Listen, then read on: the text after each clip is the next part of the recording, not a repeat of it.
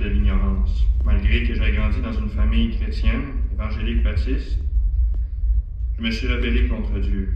De tout ça, à cause de toutes sortes de circonstances. Mes parents chrétiens se sont séparés.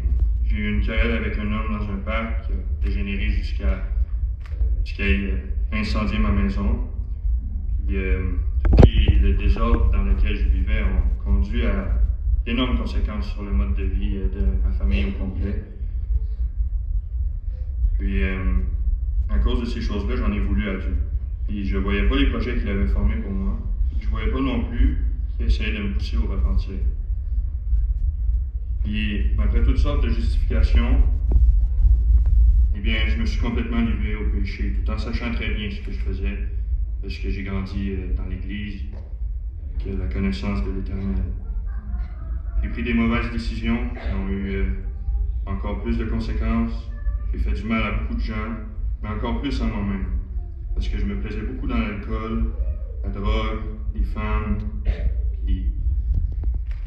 Sachant que tu es supposé de jouer le rôle d'une lumière, j'étais celui qui se met dans la confusion. Et à un moment donné, la vie, elle avait plus de sens. Ça m'a brisé. J'ai compris que toutes les choses que je faisais, ils ne servaient à rien. Toutes les choses que j'aimais ne comblaient pas le véritable vide qu'il y a en moi. Je voulais comprendre le but de mon existence. Je voulais la vérité. Je connaissais le nom de Jésus. Je l'appelais dans mon enfance. Mais je ne comprenais pas bien ce qu'il avait accompli pour moi. J'ai senti mon âme désirer se tourner vers le Seigneur. C'était ça ou la mort. J'avais recommencé à lire ma Bible, mais c'était difficile parce que j'étais constamment accusé. Puis c'est difficile de rester à persévérer dans les Écritures quand on croit tout le temps qu'on est bon pour en faire. Je voulais me tourner vers le Seigneur. Et je suis un misérable, puis je le sais très bien. Je cherchais quelqu'un qui pouvait m'enseigner. Aujourd'hui, trouver quelqu'un qui enseigne la vérité, c'est comme chercher une aiguille dans une botte de foin. J'ai crié à Dieu. Je voulais qu'il me parle, qu'il me dise qu'il m'aime. Je voulais qu'il me fasse comprendre qu'il me voit. Comme Agar au désert, Nathanaël sous le figuier, ou Gédéon, Abraham, Noé, Paul, tous les prophètes, même Jésus, mon Seigneur et mon Dieu. Il ne m'a pas répondu. Pas sur le moment. Mais j'ai persévéré à chercher le bon enseignement. Je l'ai trouvé dans la Bible, la bibliothèque de Dieu. C'est vraiment quand j'ai pris la décision de faire de Jésus mon pasteur que les choses sont devenues différentes pour moi, dans ma démarche avec Dieu et dans ma relation avec lui. Ces versets m'ont frappé tellement fort que je me suis senti renaître. Dans 1 Jean 5,16, on lit « Si quelqu'un voit son frère commettre un péché qui ne mène pas à la mort, qu'il prie, et Dieu donnera la vie à ce frère. Il la donne à ceux qui commettent un péché qui ne mène point à la mort. Il y a un péché qui mène à la mort. Ce n'est pas pour ce péché-là que j'ai dit de prier. La question que je me suis posée en lisant ce texte, évidemment, c'est quel est le péché qui mène à la mort? Je comprenais qu'on parle ici de la mort éternelle, quelque chose qu'on ne souhaite pas à personne. Et j'ai donc continué à persévérer, à lire ma Bible, en me disant que je finirais par avoir une réponse à ma question. J'ai trouvé la réponse dans Jean chapitre 3, versets 17 et 18, en dessous du verset 16. Dieu, en effet, n'a pas envoyé son Fils dans le monde pour qu'il juge le monde, mais pour que le monde soit sauvé par lui.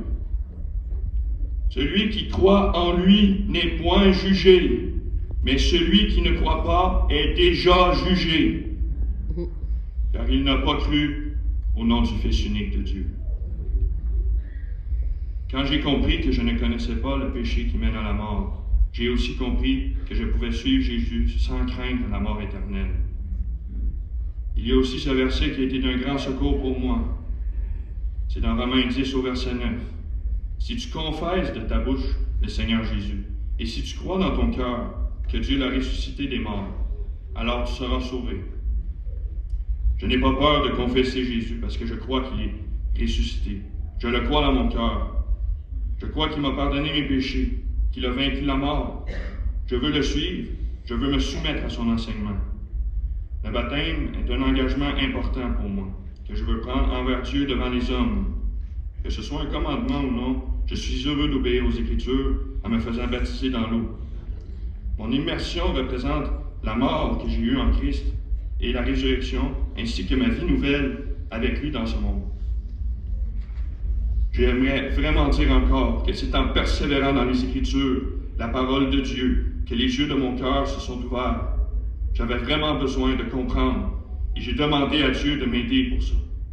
J'avais lu que le Seigneur donne son esprit à qui le lui demande, comme un père donne à manger à ses enfants. Alors je lui ai demandé, parce que comment peut-on comprendre sa parole sans son esprit? J'ai choisi de suivre Jésus parce qu'il est le Messie annoncé par les prophètes de Dieu en Israël. Dieu tient ses promesses et il tiendra sa promesse envers ceux qui choisissent de le suivre, en croyant à son témoignage dans les évangiles. Parce que c'est la volonté de Dieu qu'en croyant au Fils unique, nous ayons la vie éternelle. Dans Jean 6,40, la volonté de mon Père, c'est que quiconque voit le Fils et croit en lui ait la vie éternelle. Et je le ressusciterai au dernier jour.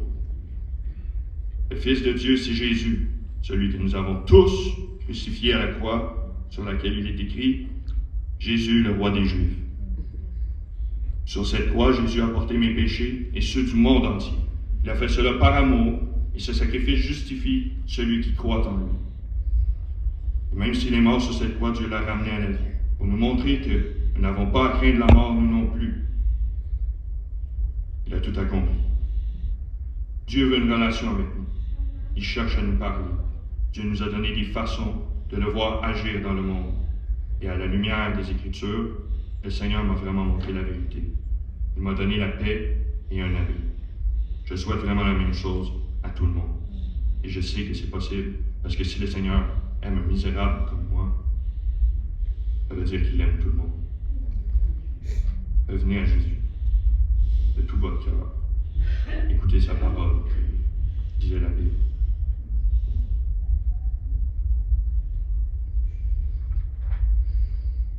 Je vais m'arrêter ici.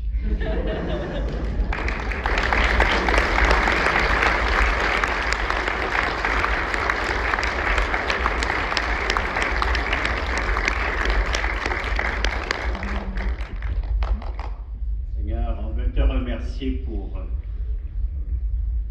ce qui se passe présentement dans la vie de Raphaël. De te révéler à lui comme son merveilleux sauveur, Seigneur de son existence et de son éternité. Merci qu'il ait reconnu que seul Jésus-Christ pouvait lui donner la vie, une relation avec toi vivante, profonde, une véritable relation avec toi, et cela éternellement. Merci pour ce don. Merci pour nous baptiser de ce matin. Leur Père du Père béni.